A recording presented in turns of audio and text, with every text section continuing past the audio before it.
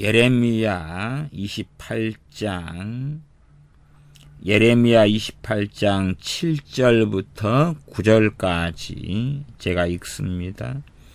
그러나 너는 이제 내가 너 귀와 모든 백성의 귀에 이르는 이 말을 들으라. 나와 너 이전 선지자들이 자고로 여러 나라와 큰 국가들에 대하여 전쟁과 재앙과 연병을 애언하였느니라.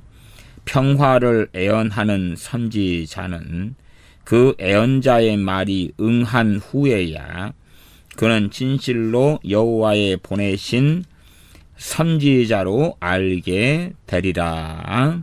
아멘. 예레미야 28장에는 두 명의 선지자가 나옵니다.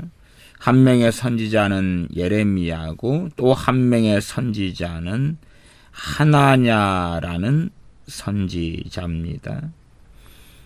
하나냐 선지자가 나오는 예레미야 28장의 제목이 주로 거짓 선지자 하나냐 그렇게 말하지만 성경은 거짓자가 없습니다. 선지자라고 그럽니다. 잘 아셔야 됩니다. 우리는 구약 성경을 가볍게 여겨서 구약에 선지자들이 있었는데 나머지는 다 가볍게 이단 사이비와 같은 거짓 선지자들이었다. 그렇게 생각하는 오류가 있습니다. 성경은 정확합니다. 정확한 성경. 그래서 예레미야 28장 1절을 보면 이해 유다왕 시드기야의 즉위한 지 오래지 않은 해 곧 4월 5일에 기브온 아술의 아들 선지자 하나냐가 그렇게 나옵니다. 거짓 선지자 하나냐가 그러는 게 아니라 성경은 정확하게 그렇게 기록합니다. 선지자 하나냐였다. 발람 선지자도 선지자 발람 선지자 그렇게 나옵니다. 그랬다가 그는 술사 발람으로 하나님의 심판을 받아 죽습니다. 그리고 당연하게 지옥 갔다 그렇게 말씀드립니다.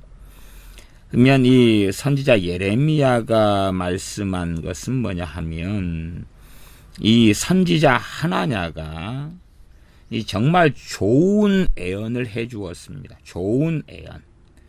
과거에 바벨론 왕 느부갓네살로 인해서 포로로 잡혀가고 성전 기구 기물들을 빼앗기고 이렇게 많이 되어졌는데 선지자 하나냐가 애언하기를 성경 기물들이 다 돌아오고 그리고 사로잡혀 갔던 그런 사람들이 다 돌아온다. 그렇게 평화를 애언했습니다. 좋은 것, 장래에 좋은 것, 가장 기대하고 원하는 것을 애언했습니다. 그때에 예레미야 선지자가 먼저는 그들의 평화를 애언하는 하나냐, 백성들이 듣고 싶어하는 그 애언에 대하여서 선지자 예레미야는 28장 6절에 보면 아멘 여호와는 이같이 하옵소서. 또한 여호와께서 너의 예언대로 이루어 주셨으면 좋겠다. 아멘 여호와는 이같이 하옵소서. 그 좋은 예언이 정말 이루어졌으면 좋겠다. 그렇게 진실되게 합니다. 그러나 28장 7절에 그러나 너는 이제 내가 너 귀와 선지자 하나냐 너 귀와 모든 백성의 귀에 이르는 이 말을 들으라. 8절 나와 너 이전 선지자들이 자고로 여러 나라와 큰 국가들에 대하여 전쟁과 재앙과 연병을 애언하였느니라. 우리 주님께서도 예루살렘에 대한 예언이 대부흥이나 복된 것을 애언하시지는 않았습니다. 돌 위에 돌 하나도 남지 아니하리라. 이 성이 황폐하여 버림받으리라. 그렇게 예언하셨지요. 물론 그 예언이 있은 다음에 곧바로 그 예언이 성취된 게 아니라 수십 년 뒤에 성취가 되었습니다. 선지자들은 여러 나라와 큰 국가들에 대하여 결국은 정치 이야기입니다. 정치 이야기. 정치 아닙니까? 정치, 경제, 국가, 재난, 대한민국으로서는 전쟁, 공산화, 경제 몰락 등등 이야기지요. 전쟁과 재앙과 연병을 예언하였느니라. 28장 9절. 평화를 예언하는 선지자는 현재에서는 목회자가 그 선지자의 위치를 차지하고 있습니다. 구약은 제사장, 선지자, 또 왕 이렇게 하나님으로 인하여서 이스라엘 백성의 지도자가 되어야 할 사람들. 그런 역할을 했다면 이제 신약시대에 와서는 대부분 또 한국 교회의 목회 시스템상에서는 목회자들이 제사장이나 혹은 레위지파나 또 선지자들이 하는 역할들을 다 수행하는 건 당연하지요. 물론 지금의 목회자들을 선지자라고 하지는 않습니다만은 목회자들은 강단에서 대부분 평화를 예언합니다. 심지어 대한민국이 위험하다, 위기 상황이다 그렇게 말씀하는 목회자들도 마지막에 가서는 이게 기회가 될 수 있다. 이것이 회개가 일어나면 대부흥이 올 수 있다. 이렇게 또 좋은 쪽으로 다시 결국은 위험하다, 심각하다 그러다가 마지막에 가서는 다시 평화를 예언하는 그런 선지자로 마무리를 하는 것을 많이 봅니다. 평화를 예언하는 선지자는 그 예언자의 말이 응한 후에야 그는 진실로 여호와의 보내신 선지자라 그렇게 말한다 그 말입니다. 요즘에 얼마나 오랫동안 거짓된 예언이 난무합니까? 어떤 사람에 대한 장래에 정말로 기가 막힌 받아들일 만한 너무나 좋은 예언들.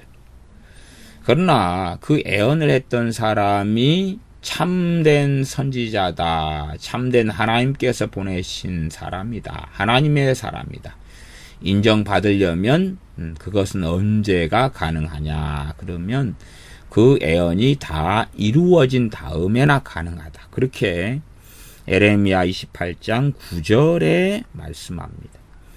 그 좋은 예언을 했다 해서 보암직하고 먹음직스러운 예언을 했다 해서 그 선지자가 하나님께서 보내신 선지자인 것이 아니라 그 좋은 것이 이루어져야지.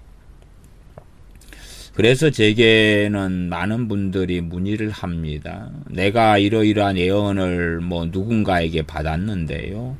맞나요? 틀리나요? 하는 등등. 물론 대다수의 어떤 예언들은 다 좋은 것, 기가 막히게 좋은 것, 아주 좋은 것.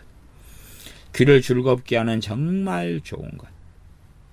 그러나 최소한 그러지 않겠습니까? 그 자신이 말씀대로 살아온 사람인지 하나님의 뜻대로 살아온 사람인지 그 정도는 한번 살펴보시라. 이 대한민국에는 평화를 예언하는 것 같은 평화를 말하는 그런 선지자로서 대부분의 강단의 주의 종들이 그렇게 살아가는 것 같습니다. 지금이 마지막 시대라 하는 것은 다 알고 인지하고 믿고 있습니다. 그러나 실제로 요한계시록의 성취가 다가오는 것, 또한 마지막 시대라고 외치는 주의 종은 극소수가 되어지지요. 또한 마지막 시대를 외친다 해서 그 주의 종이 옳거나 바른 것은 절대 아닙니다. 마지막 시대를 외치는데 유감스럽게 미혹에 든 사람들도 아주 많이 있습니다. 그러나 최소한 이 평화를 노래하는 목회자들은 되지 말아야 합니다. 무슨 말인고 하니 안일에 젖어서 계속되는 어떤 평화에 도취되어서 평화롭다. 대한민국의 6.25 전쟁, 한국 전쟁 이후로 평화의 시기가 64년간이 되어졌습니다. 그러기 때문에 아마도 죽을 때까지, 최소 내가 죽을 때까지 평화롭다. 나아가서 내 자녀들이 죽을 때까지 평화롭다. 자자손손이 평화롭다. 그렇게 외칩니다. 이 대다수의 한국교회 목사님들과 대다수의 기독교인들은 평화로운 미래를 꿈꾸고 평화로운 미래에 대한 환상과 믿음을 가지고 있습니다. 나아가서 대한민국이 앞으로도 평화로울 거다 생각하는 근거가 어디 있느냐. 그렇게 따지면 다양한 이유를 댑니다. 지금 문재인이라는 대통령이 정치를 잘하고 있다. 또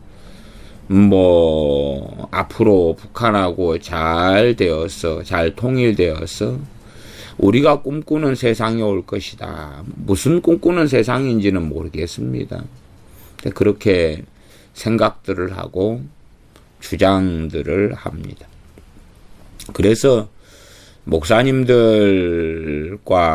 저 같은 사람이 만나고 또 모이고 목사님들 속에 저 같은 사람이 있으면 현재는 그럽니다. 좀 이상한 사람 아니면 뭐라 그럴까요? 정상적이 아닌 사람.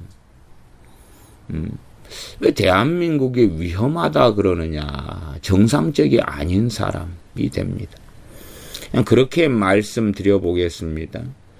목회자들 가운데 100명 중에 1명이 채 안 되게 대한민국이 위험하다고 말하고 있다. 대한민국의 심각한, 한 걸음 나아가서 말씀드립니다. 위험을 넘어서서 대한민국에 하나님의 심판이 다가오고 있다. 하나님의 심판이 다가오고 있다. 아마 이 평안의 시기 때에 하나님의 심판을 이야기하면 그나마 사람들은 귀를 열고 듣는 사람들이 좀 더 있는 것 같아요. 평안할 때는, 안전할 때, 야, 대한민국이 이러이러한 죄들이 많은데 회개해야 되지 않겠느냐.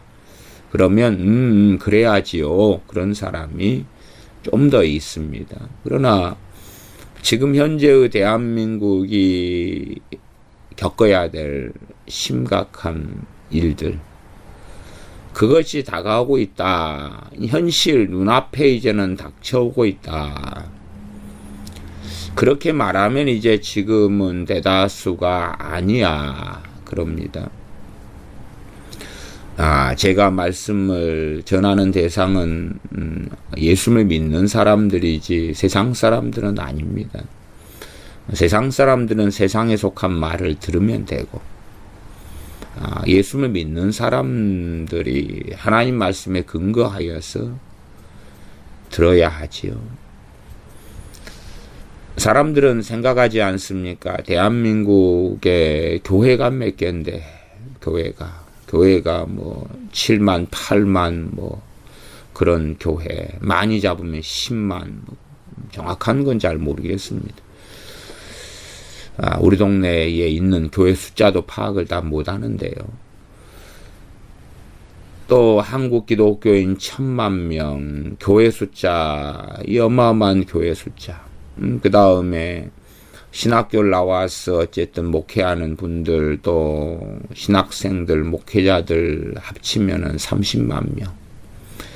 그렇게 많은 기독교인들이 있는데, 대한민국이 풍견등화 나아가서 무서운 하나님의 심판을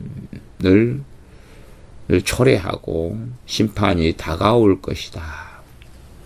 그렇게 외치면 이상한 사람, 그래서 왕따, 가장 좋은 취급은 왕따 취급. 거기에 한 걸음 나아가면 저 사람이 좀 광적이다, 아니면 좀 미쳤지 않을까, 그런 취급. 한 걸음 나아가면 이제 저 사람이 미혹되어 가지고 이단 사이비처럼 된 거 아니야, 그런 취급입니다. 그래서 둘 중에 하나겠죠. 둘 중에 하나겠죠. 대다수의 목회자들이 노래하는 것은 평안입니다. 평안. 대한민국의 평안과 발전. 계속된 평화로운 시대. 일단은 제가 겪기로는 목사님들 100명이다 그러면은 한 명이나 될까? 좀 100명 중에 한 명 그리 잡으면은 좀 이해가 안 될 수 있으니까 좀 크게 숫자를 잡아가지고요. 일단 목회자들이 한 30만 명이 된다 그랬지 않습니까? 그러면 1000명에는 10명, 10,000명에는 100명, 10,000명에는 10만 명에는 1000명. 그 다음에 30만 명이니까 3,000명인가요? 3,000명. 이게 3,000명 정도가 대한민국이 위험하다고, 뭐라 그럴까요? 자기가 목회하는 강단에서 외치는가. 그 정도를 기준선으로 잡아야 되겠습니다. 자기가 외치는 강단에서, 자기가 설교하는 강단에서 말하는가. 그 정도. 겨우 어떻게 맞히면 그 정도는 나올 수 있을 것 같아요. 3,000명의 목회자가 대한민국이 위험하다. 3,000명에. 그런데요, 과거에 박근혜 전 대통령 탄핵 시위 일어나고 태극기 집회가 있고 그럴 때보다 지금 숫자가 훨씬 적습니다. 그때는 대한민국 위험하다 그런 분들하고 탄핵되어져 버리고 문재인 씨가 대통령으로 취임한 다음에 대한민국이 위험하다 이렇게 외치는 목회자의 수는 제가 볼 때는 더 줄어들었습니다. 지금 현재 유감스럽게도 이 교회들과 교단에서 되어지는 이야기가 뭐냐 그러면요, 목회자들에게서도 마찬가지고요. 정치 이야기는 교회에서 하지 못하게 그렇게 말이 나오고 있고 말이 되어지고 있습니다. 정치 이야기를 못하게 하는 교회. 정치 이야기를 못하게 하는 교회. 당연하게 정치 이야기를 하면 교회 안에는 분란이 일어납니다. 분란이 일어나요. 그런데 어떤 생각을 해보셔야 되냐 그러면 그 정치 이야기가 참과 거짓에 대한 이야기인지 아니면 자유에 대한 이야기인지 자유에 대한 이야기라면은 싸움이 일어나지 않습니다. 근데 이게 참과 거짓에 대한 이야기면 싸움이 일어납니다. 자유에 대한 이야기라는 것은 뭐냐 그러면 누가 어떤 음식을 좋아하는가,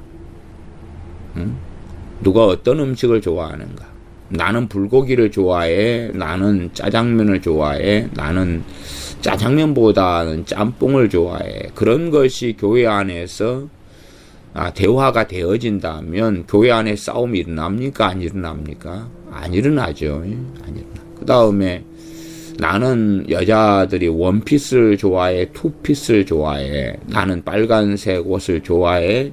분홍색 옷을 좋아해. 그런 다음에 싸움이 일어납니까? 안 일어납니까? 안 일어나죠. 안 일어나요. 그런데 이 이념에 대한 이야기, 자유주의와 공산주의, 우파와 좌파, 이념에 대한 이야기는 싸움이 일어납니다. 그러면 왜 싸움이 일어날까를 생각해 보셔야 돼요. 왜 싸움이 일어날까? 이게 자유에 대한 이야기라면 싸움이 일어나지 않는다 그 말이에요. 참과 거짓에 대한 이야기이기 때문에 싸움이 일어나요. 정치 이야기가 나와서 싸움이 일어난다. 그러면 그 본질적인 이유를 생각을 하고 이해를 해야 됩니다. 그러나 교회들, 목회자들, 또 교단들 싸움을 피하려 그러고 싫어합니다. 사실은 자기들은 끊임없이 정치 이야기를 하면서, 그러나 정당한 정치 이야기를 하면, 또 해야 될 정치 이야기를 하면 강단을 더럽힌다고 말하고 해서 못하게 하고, 심지어는 최소한은 목회자들 사이에서 왕따가 되어집니다. 손가락질을 받는 거죠. 그것이 한국 교회의 상황입니다. 대한민국이 돌아가는 정치 이야기를 하면 교회가 분열되는 것.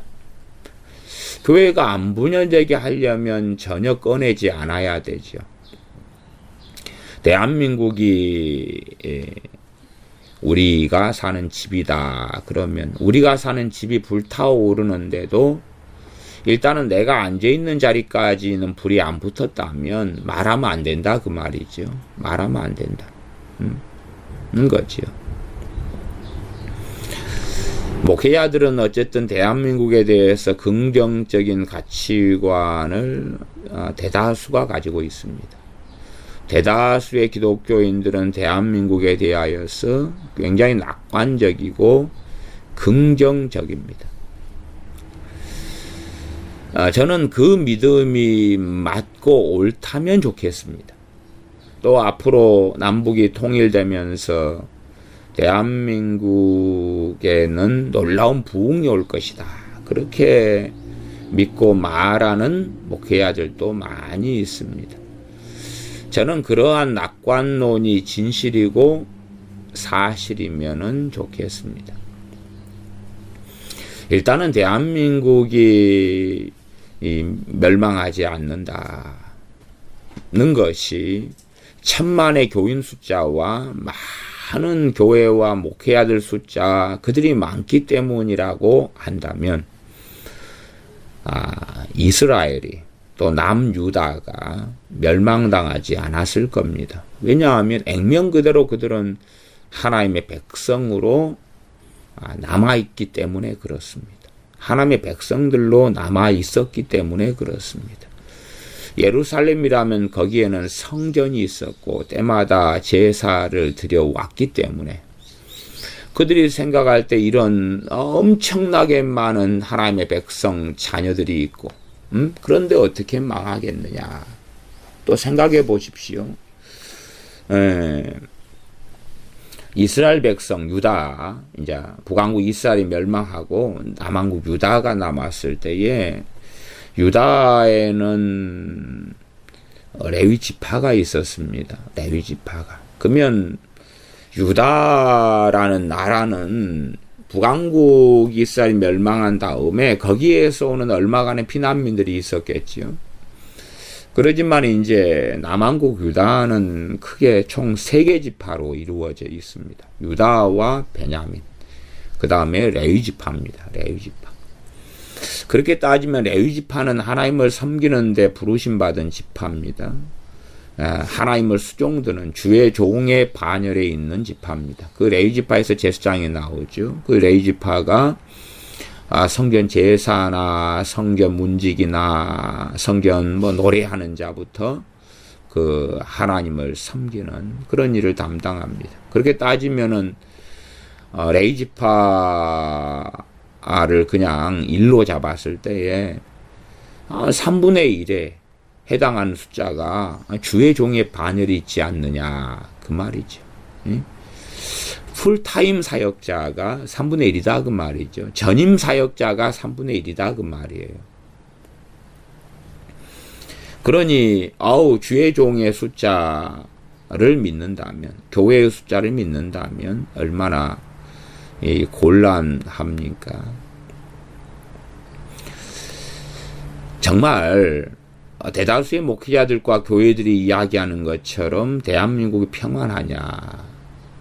거꾸로 이야기해 보겠습니다. 대한민국이 안 평안한데 평안하다고 이야기하면 그들은 정상적일까 정상적이 아닐까 그 말입니다. 세상 사람들이 평안한데 안 평안하다 그렇게 말하면 그들 세상 사람들 안에는 세상 사람들은 성령을 받지 못합니다. 예수님의 영인 그리스도의 영인 하나님 아버지의 영인 거룩하신 성령님께서 그들에게 임하여 계시지 않습니다. 진리의 영이 그들에게 임하여 계시지 않습니다. 모든 진리 가운데로 너희를 인도하시리라 하는 성령이 임하여 계시지 않습니다. 세상 사람들은. 그래서 세상 사람들은 참을 거짓이라고 말하고 거짓을 참이라고 말할 수 있습니다. 대한민국이 하나님의 심판을 받아 끔찍한 그 장래가 어찌 될지 몰라도 그것은 당연하게 한국 기독교인들 손에 달려있는 것입니다. 한국 기독교인들 손에. 그런데 한국 기독교인들이 대한민국이 위험하다. 이 채소 위험하다. 위험한데 위험하지 않다라고 이구동성으로 말한다면 과연 그들에게 진리영이신 성령님께서 임하신 것이 맞을까? 한 걸음 나아가서 성령님을 소멸하지 말라 그렇게 말씀하지요. 과연 성령님을 그들은 소멸한 자들인가 소멸하지 않은 자들인가.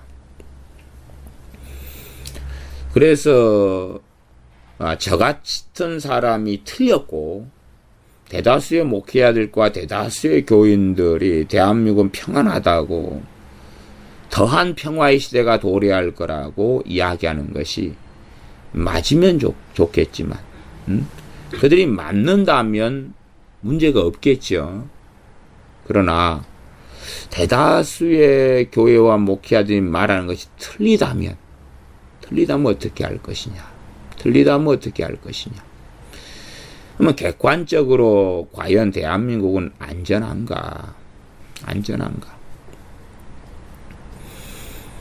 사드 문제로 인하여서 대한민국에 크게 교단들의 집합체가 있습니다. 그것이 한기총과 NCCK 크게 두 가지입니다. 두 가지. 그러면 NCCK의 중심이 되는 교단들은 동합이나 감리교나 이런 교단들이 큰 힘과 능력을 가지고 있지요. 그 다음에 기장, 기독교 장로회 유명하지요. 한신대, 한신교회, 그런 것부터 또 가장 최근에는 교단들 몇 개, 백석도 들어갔죠. 백석 또 조용기 목사님의 기아성 순복음교회 그 숫자가 얼마나 많습니까? 어쨌든 굉장히 많은 교단들이 소속되어 있습니다. 그런데 NCCK에서는 사드 철수 집회를 합니다. 사드를 미국으로 돌려보내라.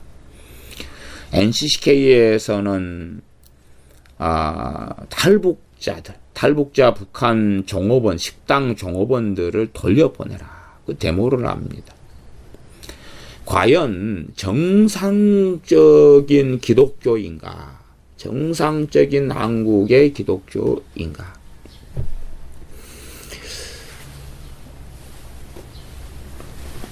얼마 전에 발표가 되었지요. 얼마 전에 뭐가 발표되었습니까? 북한에 3대 전략무기가 있는데 3대 전략무기가 첫 번째는 핵무기입니다. 핵무기. 두 번째는 미사일입니다. 미사일. 그래서 가장 이제 아주 긴 대륙간 탄도 미사일 같은 걸 ICBM이라 그러죠. 미사일. 주로 미사일이 몇백 킬로미터씩 가는 중거리 미사일, 그다음 장거리 미사일. 장거리 미사일은 얼마 없을 겁니다. 그래도 어지간히 쏘면은 일본 정도는 다 공격할 수 있는 그런 미사일. 북한에서 쏘면은 이 한반도 땅끝 마을까지 공격할 수 있는 미사일. 그런 미사일이 한 60개 이상, 62개인가요? 하여튼 60개 이상. 또 점점점 많아지고 있지요. 그런 미사일, 그 두 번째 전략무기고요. 세 번째 전략무기가 방사포입니다. 근데 이제 발표되었지 않습니까? 방사포가 300mm 방사포가 이제 만들어져서 사용된다고. 그것이 발표된 것입니다. 300mm 방사포를 통하여 김정은이는 1만 곳을 정밀 타격할 수 있다. 그렇게 발표했습니다. 그게 얼마 전 이야기입니다. 아마 뉴스에는 나왔겠지만은 뭐 전면으로 대서특필되지는 않았지 않은가 싶어요. 왜? 국민들은 평안하다는 것을 믿고 사니까. 뭐 주의 종들도 평안하다는 것을 믿으니까. 근데 200km의 방사포는 트럭 같은 데 실려 있습니다. 그리고 거기에는 이 8개의 포가 한꺼번에 묶여 있지요. 8개. 4, 2, 4줄짜리가 2줄. 그렇게 한 거예요. 4개 이어진. 그런 식으로. 사드의 8포대하고 비슷하게 생겼습니다. 그래서 8개, 한 트럭에 달린 방사포가 한 기가 8개의 포문을 가지고 있습니다. 그 300mm 방사포의 반경은 200km. 근데 200km를 날리는 그 방사포의 미사일에 유도장치하고 정확한 목표물을 정밀 타격할 수 있는 것까지 다 기술이 완비됐고 장착이 되었다. 이런 기술을 북한이 중국에선가 들여왔을 때가 2002년인가 그렇습니다. 그래서 이 15년 만에 이것을 완성을 했지요. 완성을 했어요. 그러면 200km까지 북한에서 날리면 다 타격이 가능하다 그것이. 그 방사포 300mm 방사포의 소위 말하면 포탄을 10,000개까지를 지금 현재 가지고 있을까 만들었을까 10,000개는 안 될 거죠. 그러나 300mm 방사포가 몇 문이 있는지 그 차가 몇 대가 있는지 아무데나 이동해서 트럭을 세워놓고 쏴버리는. 그리고 과연 군 당국이나 대한민국은 그런 방사포를 막을 수 있는지 못 막습니다. 군 당국이 다 인정한 것입니다. 못 막습니다. 그건 막을 수 있는 방법이 없다. 막을 수 있으려면 발사하기 전에 공격하는 수밖에는 없다. 그럽니다. 그러면 북한의 300mm 방사포를 북한 어딘가 세워가지고 이 발사하려고 하는데 한국군이 공격한다. 과연 그걸 문재인 정권은 허락하겠으며 또한 그렇게 공격한다 그러면 남북전쟁이 발발하지 않겠느냐 그 말이에요. 북한은 시치미를 뗄 것 아닙니까? 우리는 발사하려고 한 게 아니야. 그냥 이 방사포가 발사 안 한 거니까. 살인미수 그런 것이 많은 경우에 증거 불충분으로 무죄가 되는 경우가 있지 않습니까? 증인 있는 것도 아니고 그냥 우리는 이게 정상인지 아닌지 포대만 이렇게 찍 하고 차를 세워서 한번 올려봤어. 근데 너희가 먼저 공격해? 최소한은 배상금은 수조 수십조를 끌어내야 될 것이고 남북전쟁 그들의 정당화된 입장에서 어느 곳에 실제로 그들의 공격을 감수해야 될 수 있고 그러니 결과적으로 군부대에서는 미리 그냥 발사하기 전에 정밀 타격해서 끝내버린다. 그러는 것밖에는 답이 없다. 또 그런 전략을 준비하고 있다 그러는데 제가 볼 때는 정말로 대한민국을 안전불감증에 놓이게 만들기 위해서 말도 안 되는 이야기, 말도 안 되는 발표. 하지만 이 개돼지가 된 국민들은 그런 발표를 듣고 그래 그런 현실적인 조치가 가능한갑다 생각하지요. 그리고 방사포 자체가 몇 년 전까지만 해도 한 3,400문이 있었나요? 그러죠.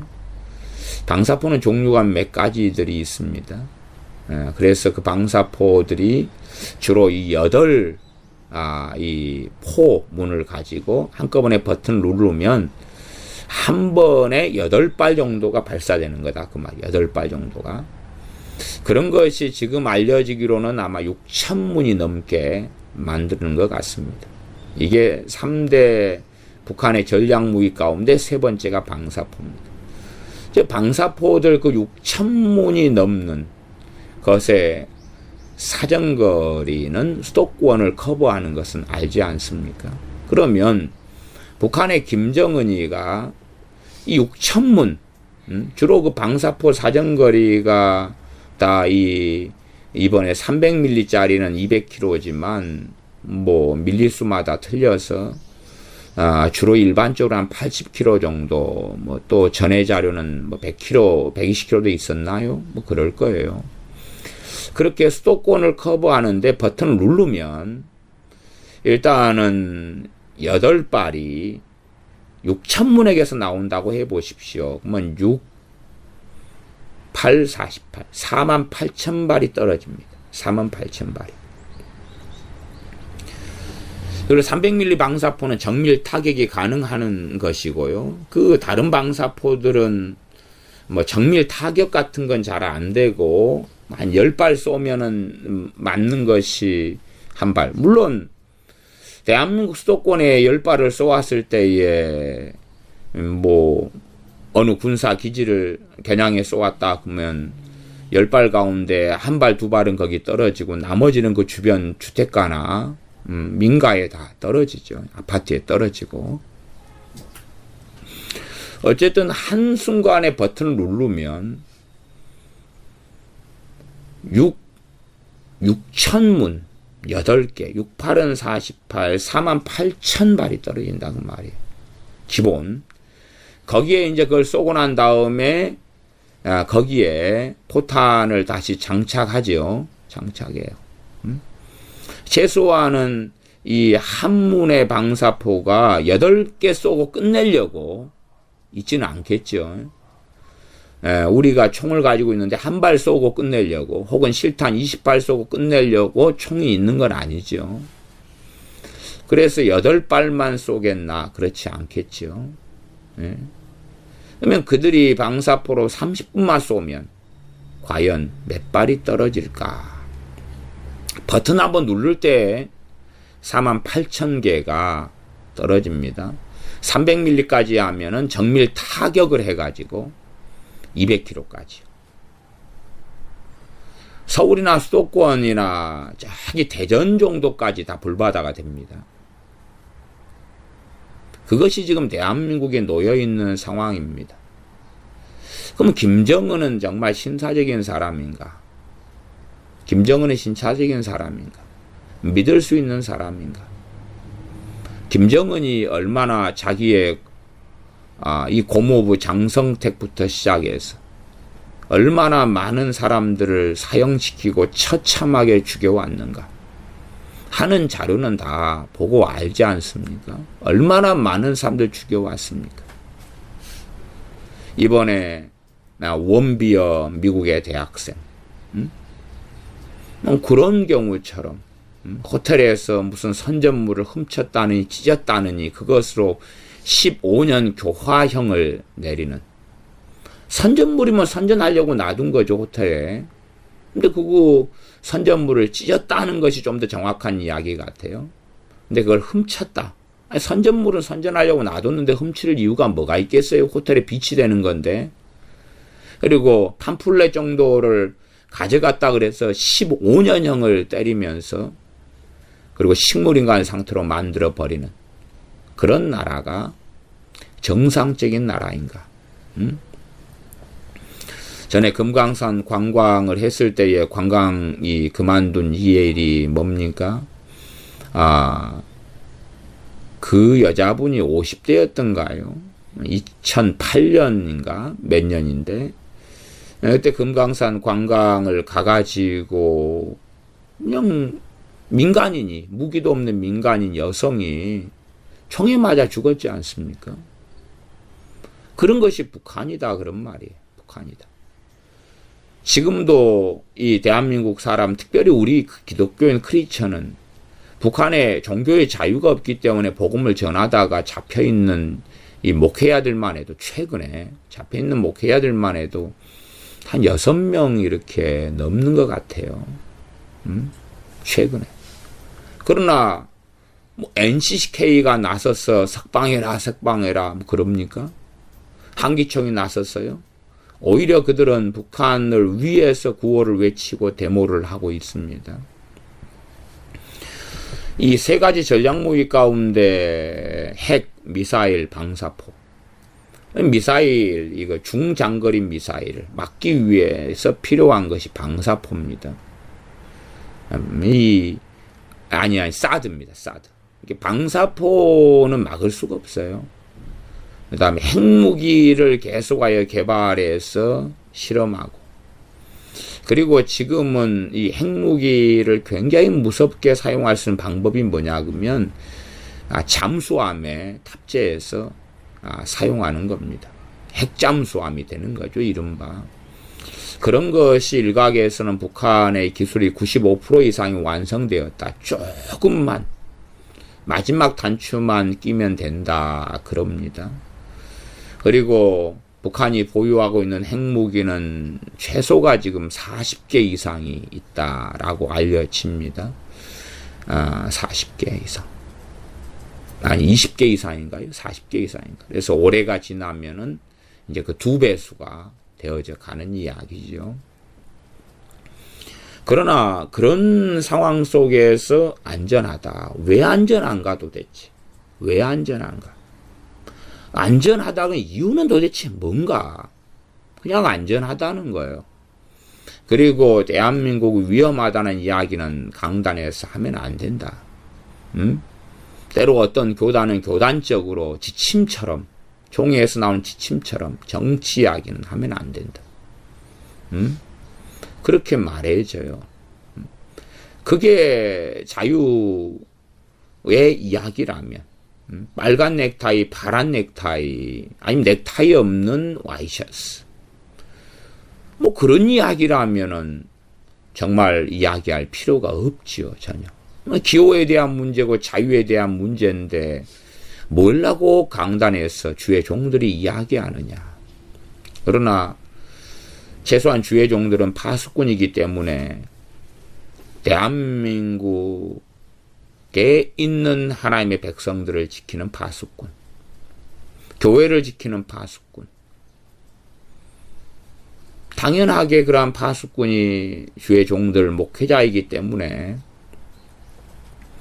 위험하면 위험하다고 이야기를 해야 된다 하는 말이죠. 그러나 당연하게 대부분의 목회자들은 위험하다가 아니라 안전하다고, 아무 문제 없다고, 대한민국 이상무 하고 외치고 있습니다. 이상무. 지금도 주한미군의 이 훈련 때 장갑차로 인하여서 죽은 미순이 효순인가요? 그런 여중생이 교통사고로 죽었는데,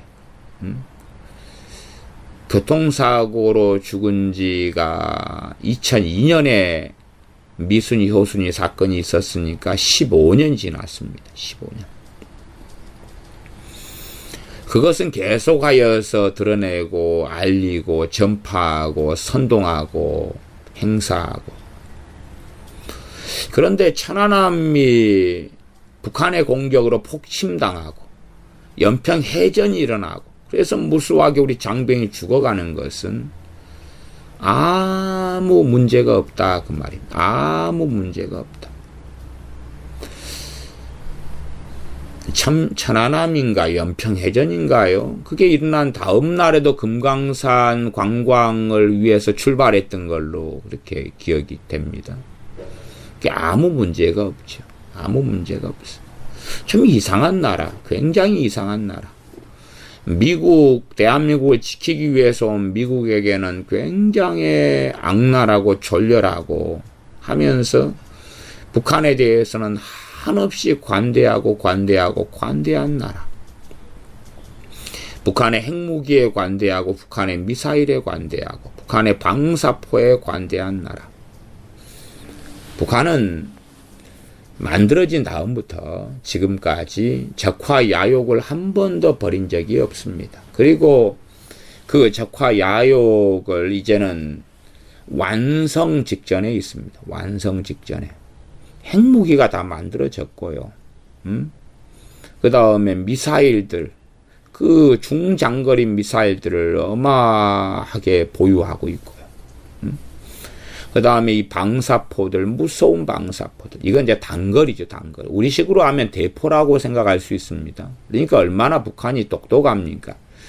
보통 우리가 대포를 가지고 있다면 이 대포를 끌고 다녀야 될 거 아니에요. 끌고 다녀서 어디에 설치하고 배치하고 하지만은 북한은 방사포, 다연장 로켓포 방식을 구사해서 그걸 차에 실어버린 거죠. 차에 실어버려요. 그래서 차만 붕 하고 어디 가서 멈추고 거기에서 그냥 쏘면 되는 것입니다.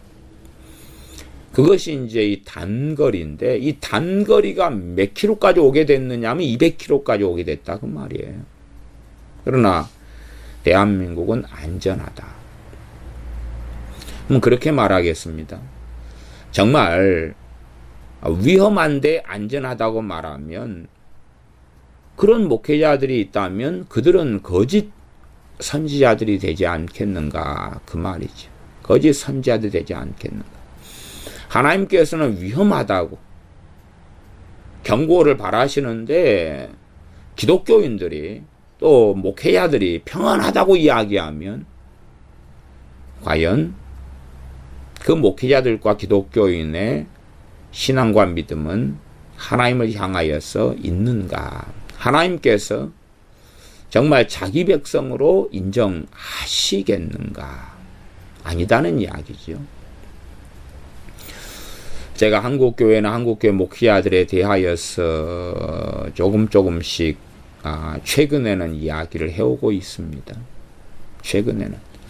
아마 나라가 평안하다면 별로 이야기를 안 하고 대강, 왜 말씀의 대상은 저와 또 제가 목회하는 또 여러분들이 대상이기 때문에 뭐 제가 밖을 향하여서 이야기할 이유는 별로 없겠지요만은 유감스럽게 지금은 밖을 향하여 얼마간 이야기할 수밖에 없는 것 같습니다.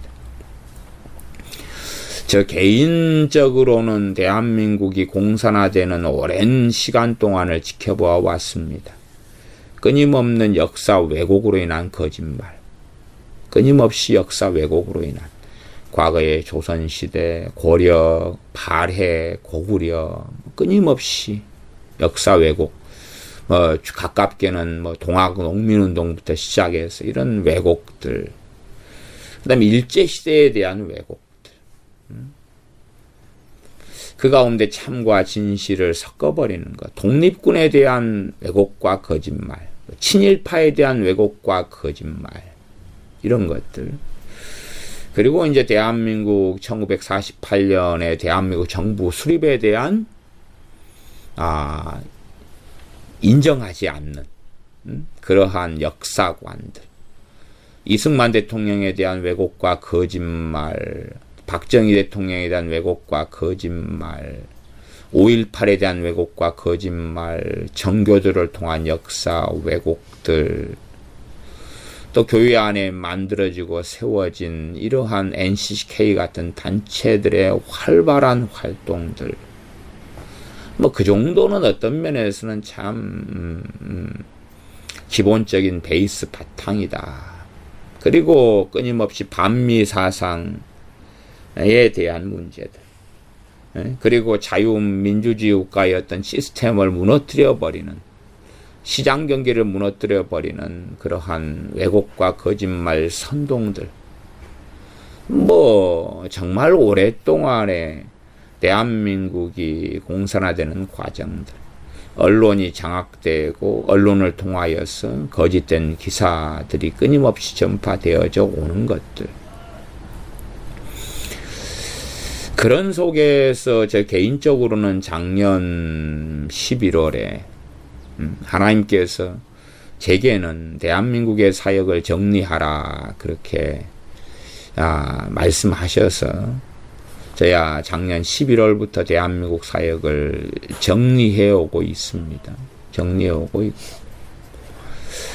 작년 12월 초에는 기쁨으로 맞이하는 성탄절이 이제는 더 이상 없다.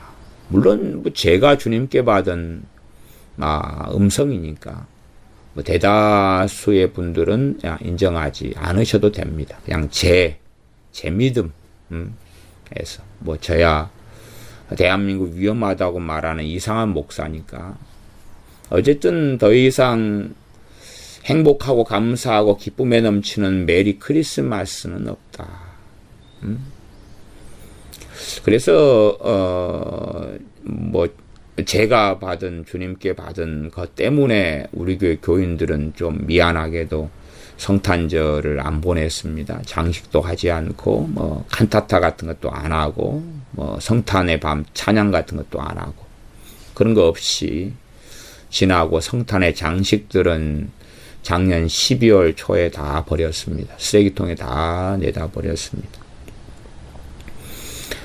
그리고 저야 작년 11월부터 대통령 탄핵이 되든지 안 되든지, 또 누가 대통령이 되든지 안 되든지, 저야 작년 11월부터 이제 대한민국 사역을 정리하라는 말씀을 듣고, 대한민국에 더 이상은 이제 말씀을 이 대한민국 안에서 이제 전해야 될 사명은 거의 다 마무리가 되었다 하는 것을 듣고 저야 이제 잘 정돈하고 있는 중입니다. 그래서 제가 작년에는 정기적인 매달 서울에서 하는 정기 집회에 제가 강사가 되어서 전하는 정기 집회가 있어 왔는데, 그 집회 이름이 2009년 9월부터 했는데 말씀과 치유 집회입니다. 2009년 9월부터 했던 말씀과 치유 집회를 제가 작년 12월 중순에 마지막으로 하면서 제가